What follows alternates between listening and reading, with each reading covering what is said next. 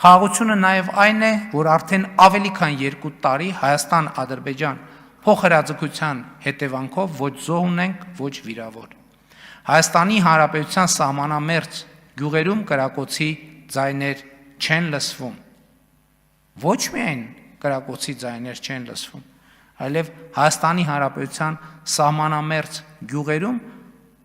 շուրջ ավելի քան 3600 նոր առանձնատներ են կառուցվում կառավարության նախաձեռնած տնաշինական ծրագրով, որ հանրության շրջանում հայտնի է որպես 16 միլիոնի ծրագիր։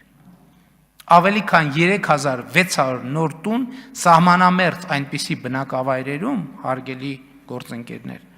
որոնց ճնշող մեծամասնությունում անկախությունից ի վեր գործնականում ոչ մի տուն չէր կառուցվել։ Հասկանում եք, 3600 տուն, նրանց մի զգալի մասը այնպիսի բնակավայրերում սահմանամերձ, որտեղ 30 տարվա,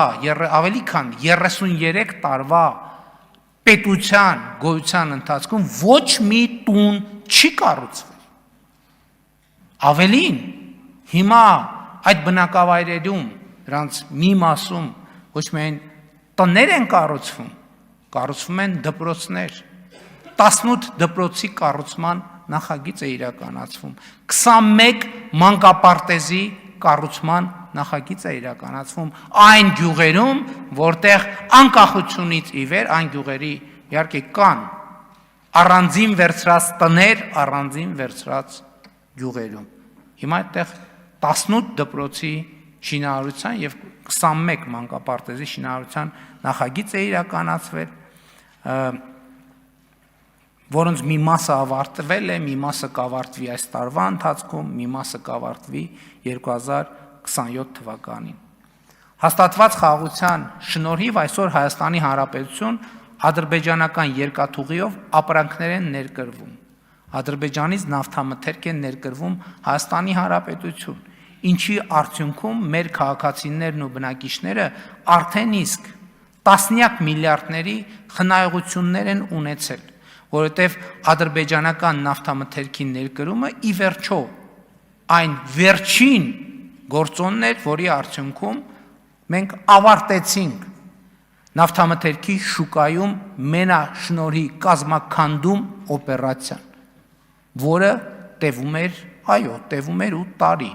էլի բաներ կան, որ տևում են 8 տարի, եւ մեր քաղաքացիները հարցնում են, բա ինչի 8 տարի, շատ պարզ պատասխան ունի, որովհետև այդ դեպքերում մենք ոչ թե ուղղակի պարզ գործողություն ենք անում, մենք բառից բուն իմաստով էլի կանդրադառնամ, մաֆիայի դեմ ենք պայքարում, հարգելի գործընկերներ, սիրելի ժողովուրդ, բառից բուն իմաստով, այո, երբեմն եւ ներհայաստանյան լիներ միայն այդ մաֆիան, բայց այդ մաֆիան երբեմն ունի այլ տեղերում, այլ ճյուղեր։ Եվ վերադառնալով ադրբեջանական նավթամթերքի ներմուծման, ուզում եմ ասեմ, որ Հորմուզի նեղուցի շուրջ առաջացած ճգնաժամը Հայաստանի Հանրապետության քաղաքացիներ եւ տնտեսությունը շատ ավելի շոշափելի ձևով կզգային, թե նավթամթերքի գնի, թե գնաճի, թե մատակարարումների առումով, եթե ադրբեջանական երկաթուղու պատմական բացումը Հայաստանի Հանրապետության համար այս ժամանակաշրջանում տեղի ունեցած չլիներ։ Սա գիտեք հիմա, սա պետք է ասել։